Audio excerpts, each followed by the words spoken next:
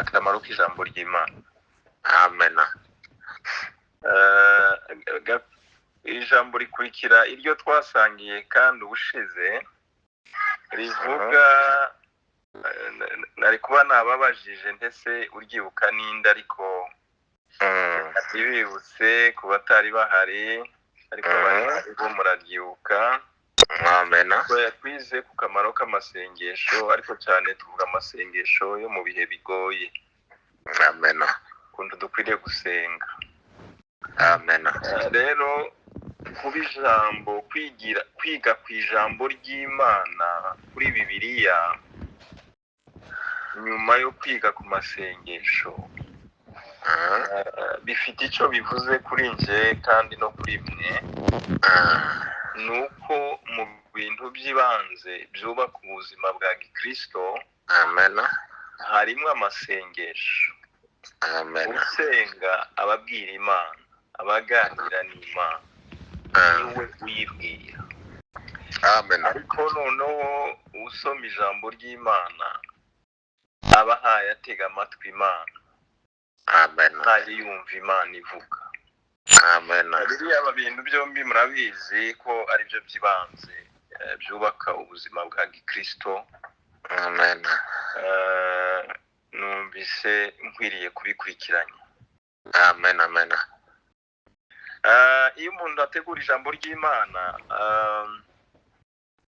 aba afite n'icyo agamije. Kandi n'umwigisha wese wakwigisha gusoma Bibiliya, kumenya ijambo ry'Imana, ku kamaro k'ijambo ry'Imana. Icyo nsenga Imana ni uko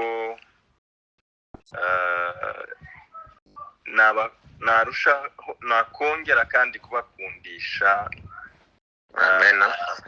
kwiga ijambo ry'Imana, kurisoma, ariko cyane cyane kurishyira mu bikorwa. Nicyo bitabaye ibyo waba gusa ari ubumenyi ku ijambo ry'Imana kandi icyo ntacyo bimaze. Muri iyi minsi ibiri rero nagiriwe amahirwe yo kwigisha akamaro k'ijambo ry'Imana. Tuzavuga ku bintu bishika nko kuri birindwi, ariko uyu munsi turavuga nko kuri 4 gusa. Icya mbere turabanza tuvuge ibyanditswe byera byavumetswe n'Imana. Ndetse bisobanura iki? Rero natangira kuri uriya murongo tujya gusoma uwo muri Timoteyo wa 2 cya 3 ku murongo wa 16. Hanyuma noneho turaza ku ngingo ya mbere ivuga ngo ijambo ry'Imana rigamije kudufasha kugira ubwenge. Ubundi ijambo ry'Imana, mu ijambo ry'Imana niho hari ubwenge nyabwo.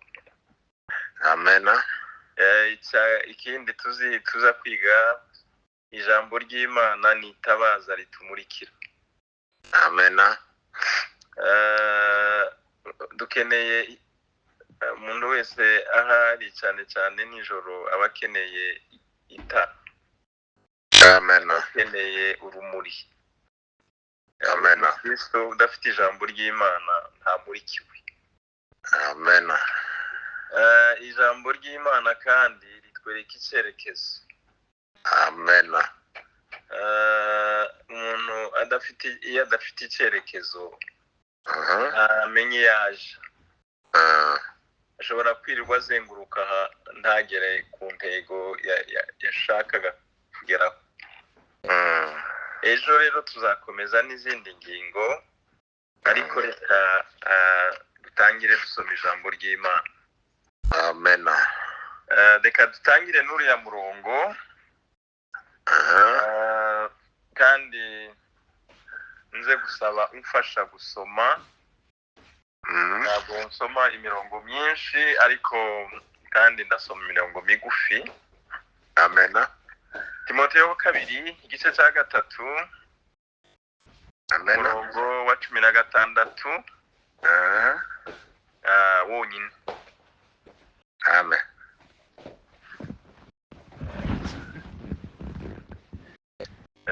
Niba ufatikanyije wasoma cyangwa reka yego niba ari uwahabonye. haravuga ngo Timoteyo ibice 3:16 yego wonyine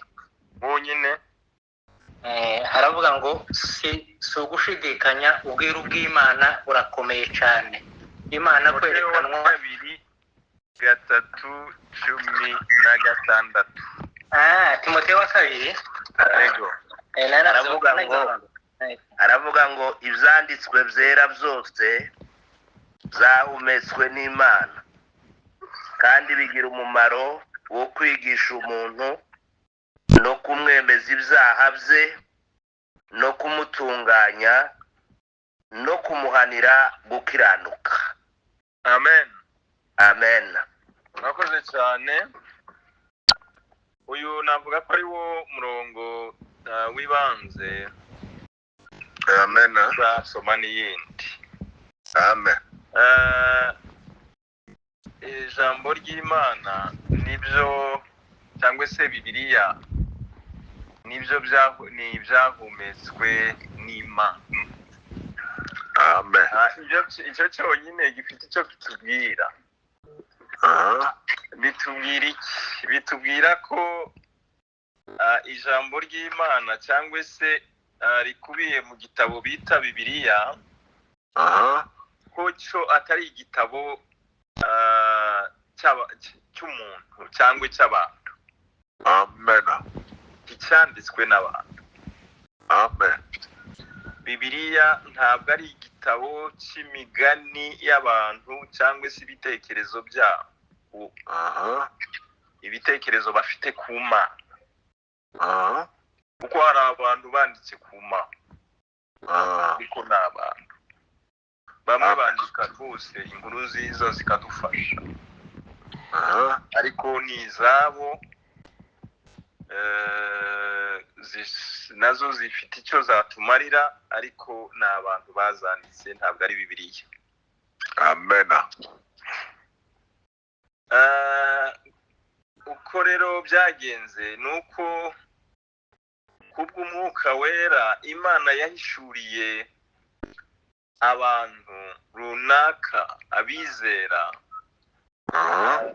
yabahishuriye Imana irabihishurira ibabwira iyo ariyo. Amen. Ibabwira umugambi wayo. Amen. Hanyuma abo bantu barandika. Amen. Bandika yego, bandika amagambo Imana yabahishuriye. Amen. Ariko bakandika mu ndimi zabo. Bakandika bakoresheje ibiri mu bihugu batuyemwo. Niyo mpamvu iyo dusoma Bibiliya tuzasangamo ibintu bimwe ibiti, imizabibu, itaba muri Afurika aho dukomoka twese abenshi, ariko Amen. uko gutandukana kw'ibiti kw'ahantu, niba bavuga nk'aho ari ubutayu kandi twe tutazi ubutayu ku bavuka Imurenge, ibyo ntacyo bihindura ku ijambo ry'Imana. Amen. Amen. Kuko ni ibyahumetswe n'Imana. Amen. Reka rero mwene data nkubwire ngo ni amahirwe akomeye kuba dufite ibyahumetswe n'Imana dusangira, dusoma. Amen. Kandi bikaba ari byo kurya byacu byo mu Amen. Amen. Hallelujah. Amen. Amen. Hari ijambo abo bantu, reka dutangire kuri ba Mose. Ibitabo bitanu byo muri Bibiliya byanditswe na Mose. Hari ijambo mu Gifaransa nabuze uko narivuga mu rurimi rwacu bita inspiration. Amen. Inspiration ni ukuvuga iki? Ni ukuvuga ngo ni reka kugira ngo uyumve ni nka kurya bamwe muri twe baza bagiye bahimba indirimbo, aba aruhutse amagambo akamuzamwo, ayo magambo yayaha ijwi, ejo akababwira ati nahimbye indirimbo. Amen. Mariya nawe Imana yagendaga ibahishurira, ikabahishurira umugambi wayo ku bantu, hanyuma bakandika. Inspiration. Iyo inspiration rero na n'ubu abantu abakozi b'Imana benshi baba inspire y'amagambo bari inspire, ariko ntabwo baba inspire bitandukanye n'ibiri muri Bibiliya. Amen.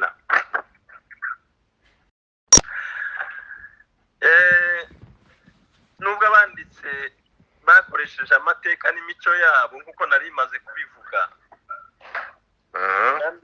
cyangwa se bagakoresha n'ubwenge bwabo n'ubuhanga bwabo, bazi muzi ko Bibiliya yanditswe mbere na mbere muzi iriya ndimi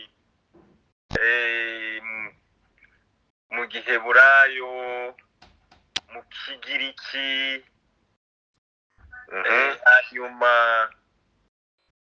muri ziriya ndimi zavugwaga cyane ari naho igereye mu Kigiriki. Kubera iki? Kigiriki nirwo rwa rurimi rw'abahanga igihe Yesu yaje mu isi, ari nabwo ibitabo na mbere yaho, ariko hakaba nanone igenda ishyirwa no mu zindi ndimi. Amen. Kugera nayo ishyirwa mu rurimi rwacu. Amen. Hano muri Amerika ko hari Bibiliya yandikwa mu Kinyamurenge. Amen. Iyo nayo turayitegereje. Amen. Ariko mu kurindira ko turakoresha Bibiliya yo mu Kinyarwanda. Amen.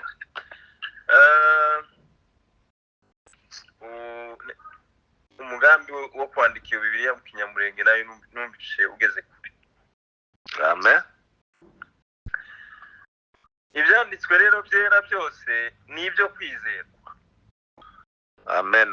Kubera iki? Kubera ko Imana yonyine niyo yagenzuye imyandikire yacu. Amen.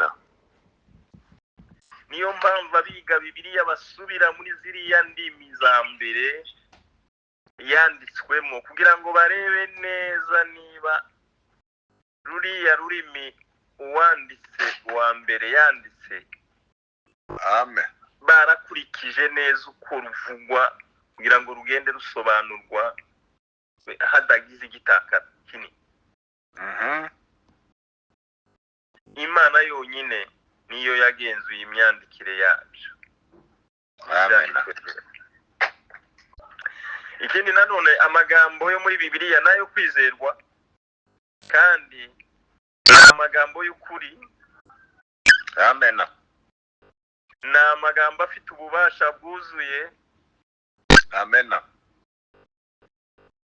Haba mu kwizera kwacu, Amen. haba no mu buzima bwacu.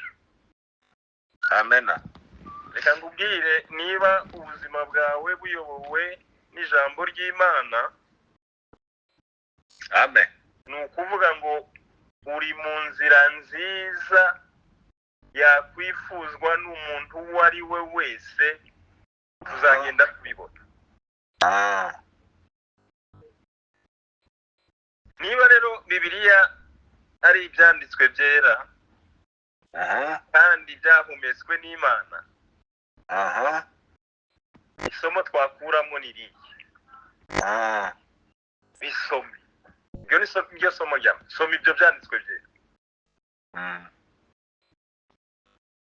iyo bisoma amena bikunde kuko ni ikintu gikomeye murabizi burya inyandiko zigira agaciro cyane ariko twebwe twahawe inyandiko iruta izindi zose iyo nyandiko ishyirwa mu ndimi nyinshi kandi ibi gitabo kinini kiri mu iby'Imana ishaka byose ngo twebwe tumenye. amena Imana ishimwe cyane. amena hari dokima zimwe zitajya zishyirwa ahagaragara ziba zirimo amabanga ya buri gihugu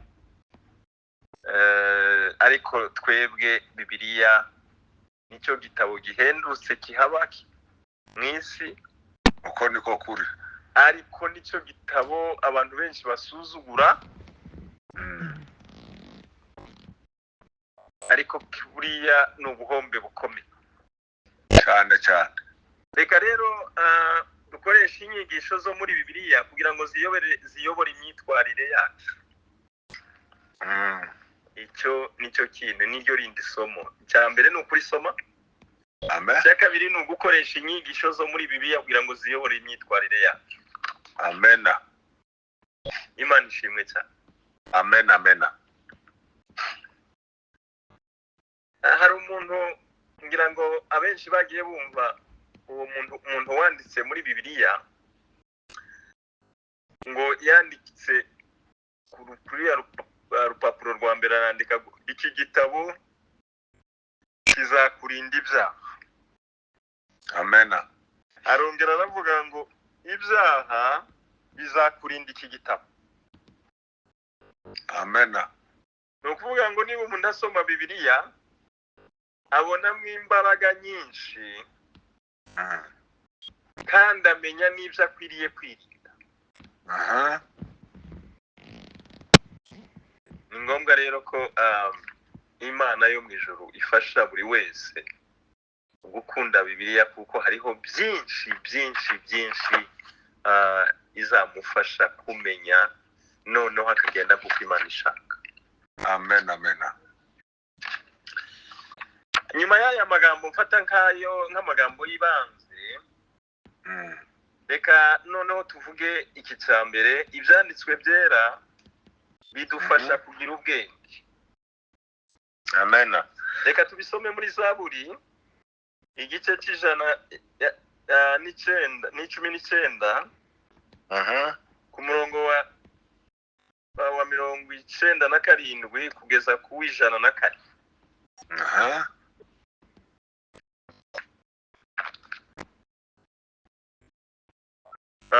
Ndasoma Zaburi y'19 ku murongo wa 97 kugeza ku 104. amena Aravuga ngo amategeko yawe nyakunda ububugeni niyo nibwira umunsi ukira. Ibyo wategetse bituma ndusha abanzi banjye ubwenge kuko bihorana nanjye iteka. amena Mfite ubwenge buruta ubw'abigisha banjye bose kuko ibyo wahamije ari byo nibwira. amena Ndajijuka nkarusha abasaza kuko njya nitondera amategeko wigishije. amen Njya ndinda ibirenge byanjye inzira mbi zose kugira ngo nitondere ijambo ryawe. Simva mu mateka yawe kuko ari wowe wanyigishije. Amagambo yawe aryohereye ubugeni amena mu kanka zanje. Arusha ubuki kuryohera mu kanwa kanje. amategeko wigishije ampesha guhitamo. Nicyo gituma nanga inzira z'ibinyoma zose. Amen. Amen. Amen. Imana ishimwe cyane. Amen. Ibyanditswe byera bifasha kugira ubwenge. Ubundi hari ubwenge umuntu avukana. Ntabwo ari bwo mpaye imvuga. Buriya Imana irabuduha kuko idukunda. Amen. Kandi tumenye ko ari twebwe abantu gusa Imana yahaye ubwenge. Inyamaswa nazo ziza ziyobora muri bike. Ubwenge bw'inyamaswa mu zindi ndimi babyita ngo ni instinct. Reka mbivuge gusa ko ari ubwenge buri hasi cyane. Muzamubibona inka iyo yabaga yapfushije yarariraga cyane kubera ko igaragaze nayo ko hari ikintu yabuze.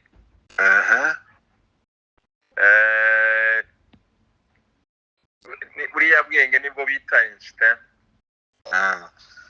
bwo hasi cyane, ariko twebwe abantu Imana yaduhaye ubwenge. Amen. Ubwo bwenge rero bwuzura neza iyo umuntu yamenye Imana. Uko niko kuri. Mwibuke ko Pawulo yavuze ngo ubwenge bw'abanyabwenge Imana yabuhinduye ubusa. Amen. Hari abantu bamwe biyise ko ari abanyabwenge cyane, nibo bazaniye isi amakuba. Cyane cyane. Bita ko ahubwo bagiye kwiteza imbere. Ni benshi cyane no muri Bibiliya barahari. Ariko urugero rujemo n'umugabo witwa Karl Marx. Yaratekereje cyane, aba umufilozofe agera naho avuga ngo Imana ntihaba. Kuvuga ko Imana itahari bahise abantu benshi bahise babyakira. Bigera naho haba ibihugu bibuza Bibiliya, harimo nk'igihugu cy'Uburusiya imyaka myinshi cyane, n'ibindi bihugu Bibiliya ntizinjiragamwo, bari barabujije abakristo barabatoteza bashaka guca idini. Yageze aho avuga ngo iri dini rya gikristo ngo ni uburozi, riroga abantu.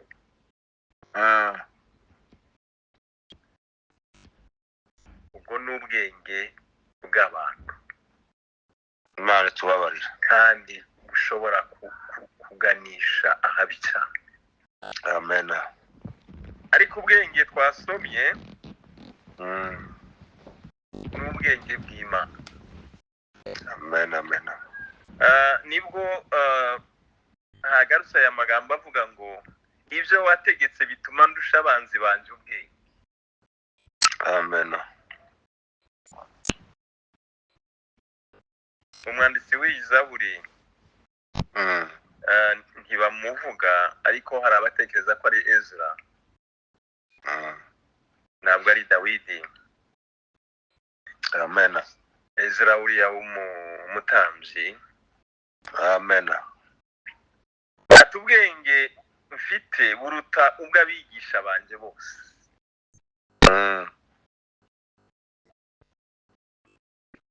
Umuntu uzi ijambo ry'Imana nubwo yoba akiri umunyeshuri, ari umuntu muto ariko akamenya Imana, aba afite ubwenge buruta ubw'abarimu be baminuje ariko batazi Imana. Amen. Amen. Ejo bundi nakurikiye inkuru za Pasteur Rutayisire Antoine agikizwa yakijijwe ariko yarigeze no kwigisha muri university imyaka mike. Yamaze gukizwa asubira muri iyo kaminuza yakoragamo, ngo ahura n'umwarimu wamwigishaga, baraganira, amubwira ko bagera naho bavuga noneho ku myemerere ya Antoine, ngo atangazwa cyane nuko Antoine yahindutse, ariko nyine arimo amunenga amuvuga ati ariko se wewe Antoine nta soni kusiga usoma Bibiliya, uravuga ibya Bibiliya? Ubundi aramubwira ati iya migani yose nigishaga y'abahanga ariko batazi Imana yari yarampinduye, atariko amagambo yo muri Bibiliya niyo yampinduye, araruta rero cyane biriya bindi byose. Amen. Aya ni amagambo akomeye cyane yo ashimangira ibyo twasomye, ngo ubwenge, ngo mfite ubwenge buruta ubw'abigisha banje bose. Amen. Amen. Twasomye kandi ngo ndajijuka nkarusha abasaza. Ubundi umusaza abazi byinshi, tubita abasaje. Ariko umusaza utazi Imana, umwana muto wamenye Imana, arajijuka akamuruta. Amen. Amen. Dushingiye kuri aya magambo dusomye, ndajijuka karusha abasaza. Amen. Amen. Kubera iki? Kuko njya nitondera amategeko Imana yigishije. Amen. Umusaza utazi Imana ashobora kutitondera amategeko y'Imana. Amen. Yigishije, ariko umuntu muto wamenye Imana. Rero ijambo ry'Imana riduhindura abanyabwenge. Amen. Riduhindura abanyabwenge kuruta bariya abantu bose navuze batarizi. Amen. Ubwenge nyakuri burenze kugwiza ubumenyi. Amen. Umuntu ashobora no kwiga theology, akayiga rwose akayiminuza, Imana akaba yizi mu buryo bw'ubumenyi. Ariko turaza kubigarukaho, ni ugukoresha ubumenyi mu buryo buhindura ubuzima. Amen. Ijambo ry'Imana ntirikwiriye kuba ubumenyi gusa, rikwiriye kuba ikintu gihindura ubuzima. Amen. Abafite ubuhanga cyangwa se inarabibonye, ntabwo ari abanyabwenge biranze bikunze, kuko ubwenge bukomoka mu kwemerera ibyo Imana itwigisha bikatuyobora. Amen. Niba uzi ijambo ry'Imana gusa warifashe ku mutwe, ukaba wanamenya umurongo wose aho wanditse, ariko utarishyira mu bikorwa, bitarahinduye ubuzima bwawe, aho ngaho ntabwo ubu bwenge mpaye mvuga duheshwa n'ijambo ry'Imana ntabwo bufite. Amen. Kugira ngo tubyumve mu buryo bworoshye, umuntu ashobora kuba rwose ari umunyabwenge, azi icyo Imana ivuga, reka mvuge nko kwirinda ibisindisha, inzoga. Amen. Akabimenya, ariko akaba ari wa wundi uvuga ngo nyamara haranditswe ngo Pawulo yandikiye Timoteyo ngo uzaje unywa gake.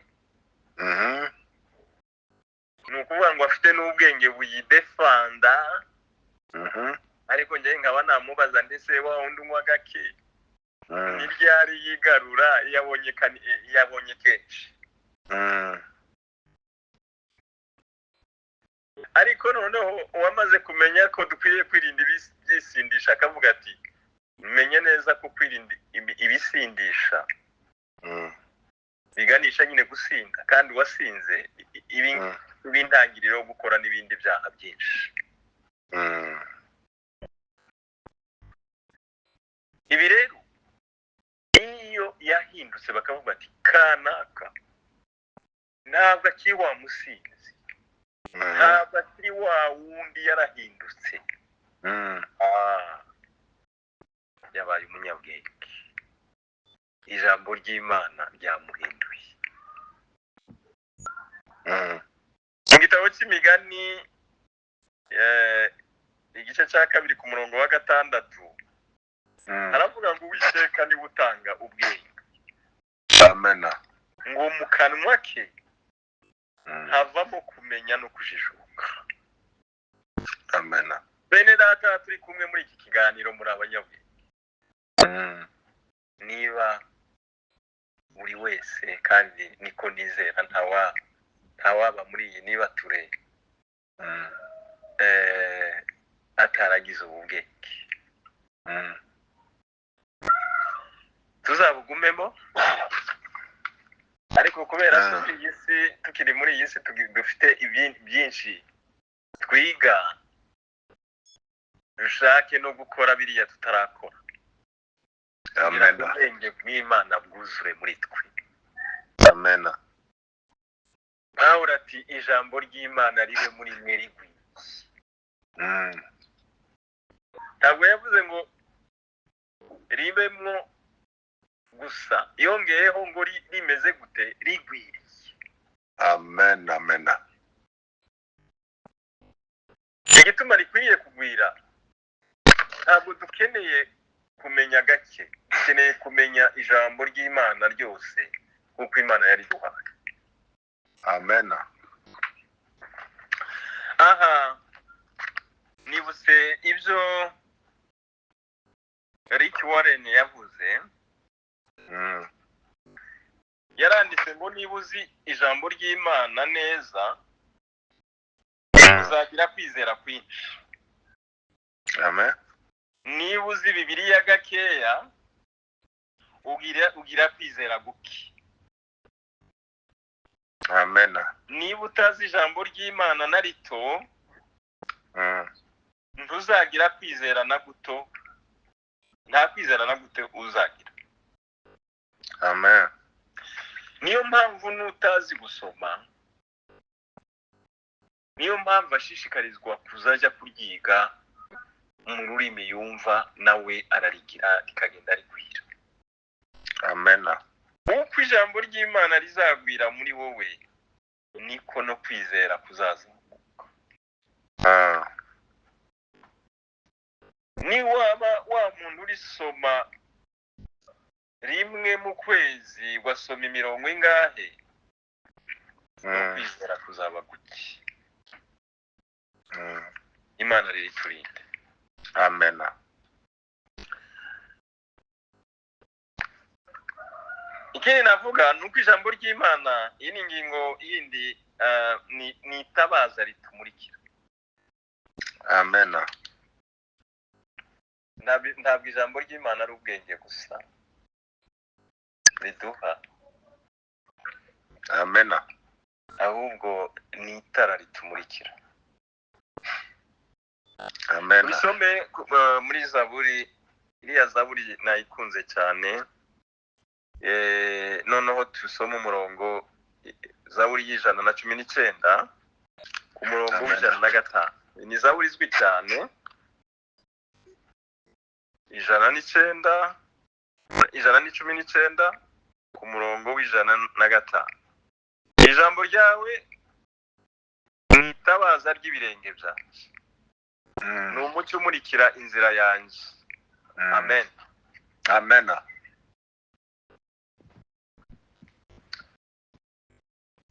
Kugenda neza mu ishyamba mu gihe cy'ijoro bidusaba itara. Amena. Kugira ngo tudasitara. Mu ishyamba haba hari ibintu byinshi bituma ari umwijima w'icuraburindi,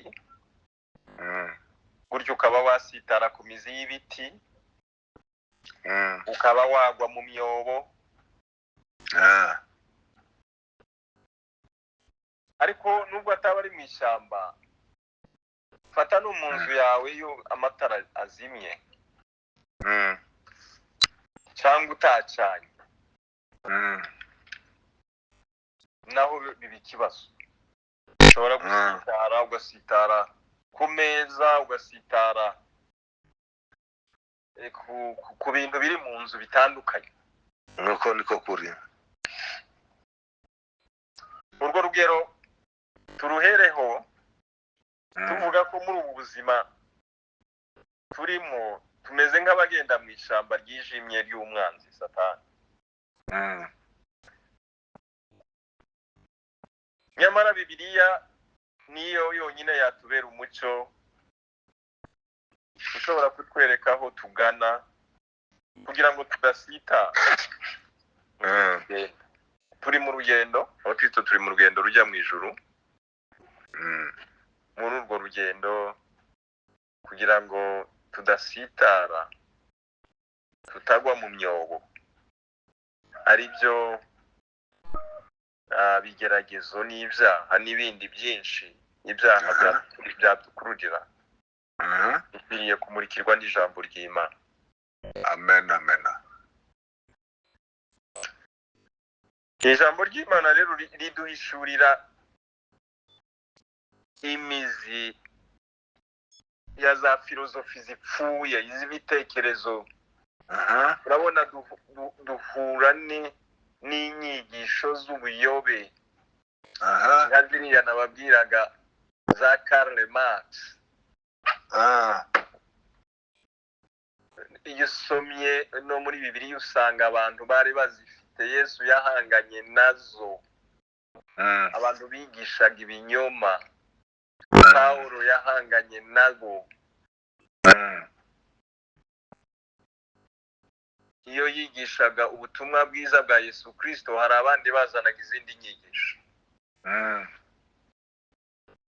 Ni umuntu gusa uyobowe n'ijambo ry'Imana uzavuga ati ibi ngibi ntabwo ari ibya Kristo. Murabizi muri iki gihe hari inyigisho z'ubuyobe zigenda zikwirakwiza hejuru yo kuvuga ngo turi mu gihe cy'ubuntu. Yego turi mu gihe cy'ubuntu twagiriwe na Yesu Kristo, ariko hari ababikabije baravuga ngo Yesu yarishuye byose, ugende wibereho nk'uko ushaka, ugende ukora ibyaha kuko Yesu yarabyishuye, byararangiye. Murabizi abenshi izo nyigisho zifite abayoboke benshi cyane cyane. Abandi bakwiza izindi zo kuvuga ngo irya religion de la prosperité, yigisha gusa imigisha, nta mukristo ukena, nta mukristo waburara.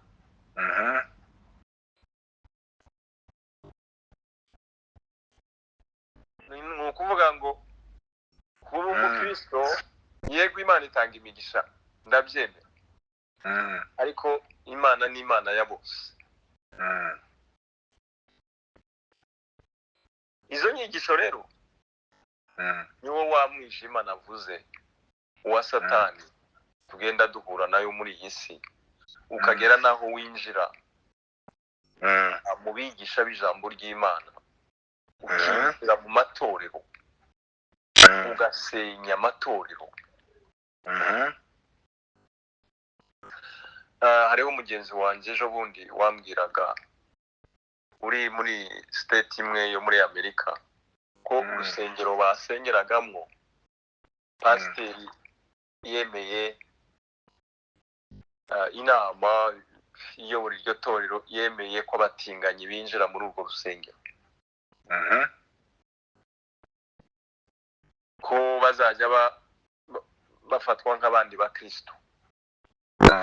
Ati rero abatabishigikiye twarasohotse. Dukeneye ijambo ry'Imana rero kugira ngo tuzahangane n'ibyo bintu byose kandi ijambo ry'Imana mu gihe nk'icyo cy'uruvange rw'inyigisho niryo ritumurikira tukamenya ibyo dufata cyane cyane. Amen. rero isomo twakuramo ni rya rindi, soma Bibiliya kugira ngo ushobore kurushaho kubona inzira yawe neza, gutyo bizatuma uguma mu nzira nziza. Amen. Muri ibyo bihugu bitangiye kwemera izo nyigisho mbi, abenshi nibyo turimo. Amen. Amen. Dukeneye rero kwiga cyane ijambo ry'Imana kugira ngo tuzahagarare tudatsindwa n'uburiganya bwa Satani. Amen. Amen.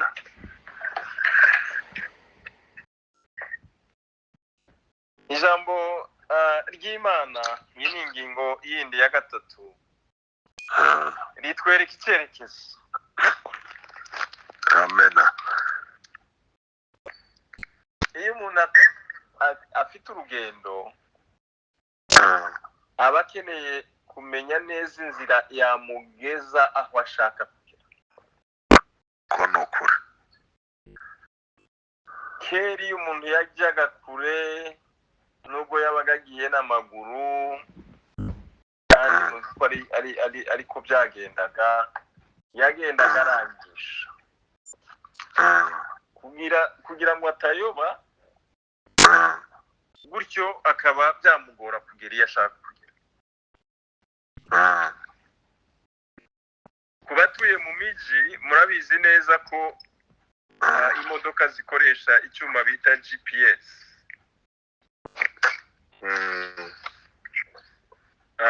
Mbonye icyuma nuko kiriki ni intuza bashyira mu matelefone ukaba ikwereka umuhanda.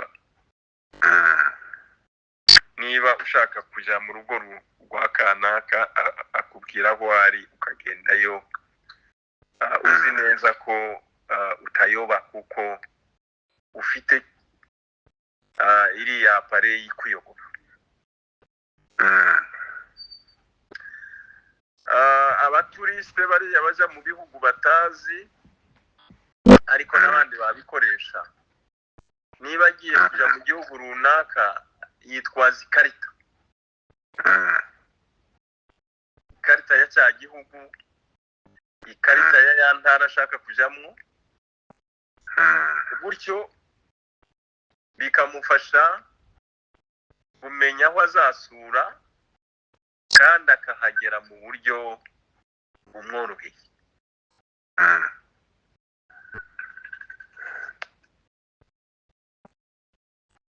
Usomye mu gitabo cya Zaburi, ya Zaburi ndimo mbabwira, ijana 19, noneho ku murongo wa 19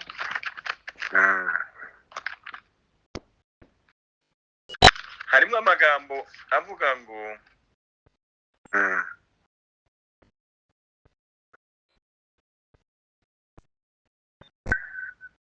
ndi umusuhuke mu isi, ntumpishe ibyo wategetse. Nsubiremo, ndi umusuhuke mu isi, ntumpishe ibyo wategetse.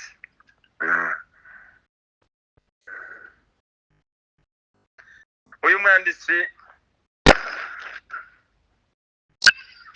icyo avuga hano, kuba umusuhuke, umusuhuke ni umuntu utabuzi aho yasuhukiye.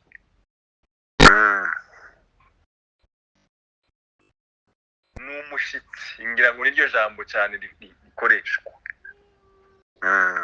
ryakumvikana. Umushitsi, iyo ukiri umushitsi ahantu ntuha.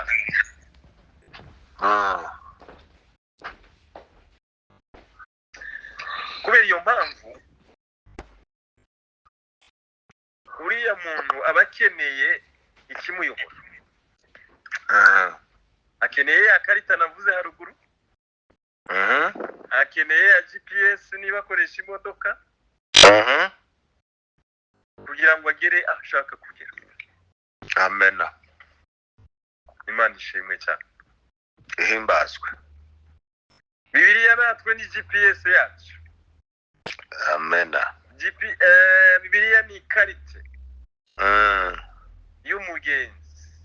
Amen. Kubera ko turi mu rugendo rurerure. Amen. Natwe dukeneye ikituyobora. Amen. Amen. Urwo rugendo mvuga ni ubu buzima turimo. Dukeneye cyane rwose muri iyi safari ndende kwiga ijambo ry'Imana.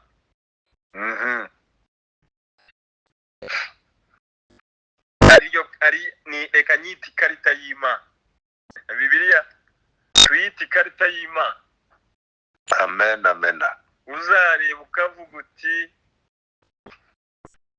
dore aho nkwiriye kunyura muri uru rugendo, sinkwiriye kunyura hariya. Igitabo cy'umugenzi ku bagisomye tujya dusanga bamwe bagendaga mu Kristo bakamubwira batabanyuze hariya bararimbutse, bagiye mu irimbukiro hariya hari ibi n'ibi uzahirinde. Ijambo ry'Imana niryo rizatuma tumenya inzira itugeza mu ijuru. Amen. Amen. Nitutita kuri iyo karita, iyo jambo ry'Imana, tuzazerera muri ubu buzima tudafite intego. Dukwiriye kuba mu buzima bufite intego. Ubuzima bw'abakristo ni ubuzima bufite intego. Igihe cyose uzaje wibaza iki kibazo, utese navuye he, ko ndajya he, ngeze he. Umunsi tuzagera kuri iyo ntego wundi tuwuzi. Nta uzi umunsi azapfa, nta nuzi umunsi Yesu azagaruka. Ariko Bibiliya yatweretse gusa uko dukwiriye kwitegurira iyo minsi. Ni ukuvuga ngo aho tugana Bibiliya yarahatweretse. Yaduhaye icyerekezo, itwereka n'uburyo tuzahagera.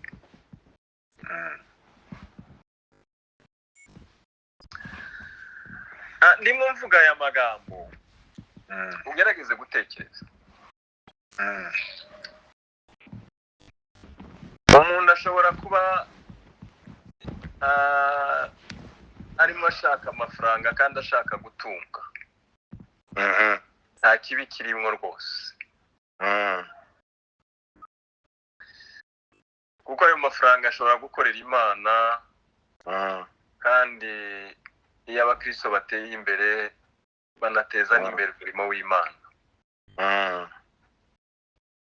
Ariko niba umukristo imigambi ye, icyerekezo cye muri iyi si ari ifaranga gusa,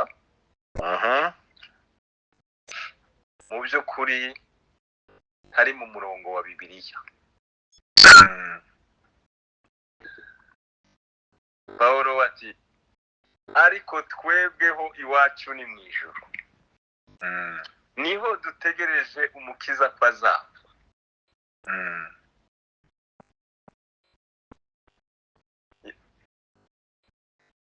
Yesu nawe ati dushake mbere na mbere ubwami bw'Imana, ibindi tuzabyongerera.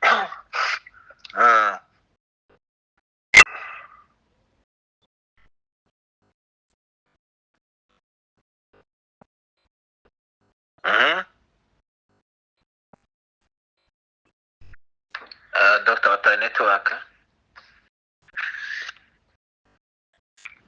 Pasiteri Network yakubwiye Katerine kagaruka. Amen. Amen. Amen. Imana ishimwe. Amen. Narimo mvuga ngo mu mwanya twigira ijambo ry'Imana dutekereze cyane ku cyerekezo twahaye ubuzima bwacu. ndabizi yuko twese abari muri iyi nibature twahaye icyerekezo, turi mu cyerekezo cyiza, ariko ijambo ry'Imana riberaho nk'uko twatangiye dusoma, kutwigisha, kuduhanura, ariko no kuduhana. Reka tugume mu cyerekezo cyiza duhabwa n'ijambo ry'Imana, tumenye ko nubwo turi muri iyi si twebwe ntiturabiye iyi si. Nuzajya wirirwa, nuzajya muri company gukora cyangwa ukajya gukora indi mirimo yindi ahuja hose, uzuvuga uti njyewe nubwo ndaha ariko mfite ikindi cyerekezo. Nigeze mbabwira ngira ngo kuri uru rubuga ibyo baririmbye baravuga ngo abakristo tugendana ibanga, ngo aba baririmbye n'abakunze cyane ni korali yo muri universite ya kaminuza y'u Rwanda, mu itorero ry'abapentekote hari korali yitwa Elayo, yaririmbye ngo abakristo tugendana ibanga. Bati nubwo mubona tugenda nk'abandi, duhinga nk'abandi, ducuruza nk'abandi, twiga mu mashuri nk'abandi, ngo ariko twebwe tugendana ibanga. Amen, amen. Iri banga rero nta rindi ni ririya jambo Imana yanditse muri twe. Tuzi neza ko twebwe ibyacu bitarangirira, birangirira muri izo activite maze kuvuga. Twebwe urugendo rurakomeje, kuko ntituragera mu ijuru.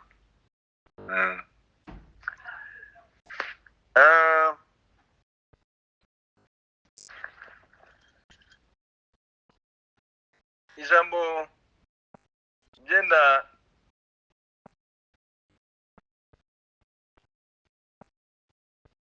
tumaze kuvuga niryo twarangirizaho uyu mwanya, tukazakomeza ejo.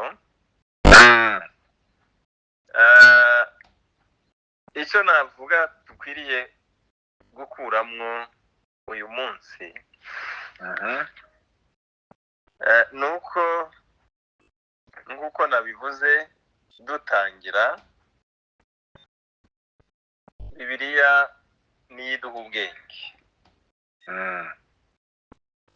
nyabwo. Ushake kubusoma, ushake kumenya Bibiliya, uyisome cyane kuko nimwo hari ubwenge. Icya kabiri, Bibiliya niyo itumurikira. Niba ushaka kugenda wemye mu mucyo wo muri ubu buzima, utazasitara ku bandi, utazagirana ibibazo n'abandi, ngira ngo wakora ubushakashatsi yasanga abakristo aribo bantu batagirana imanza n'abandi bantu. Kandi niba banagira n'abahuye n'imanza ni nke cyane, kuko ntabwo wamurikiwe n'ubu buzima yaba umuntu uhora mu manza.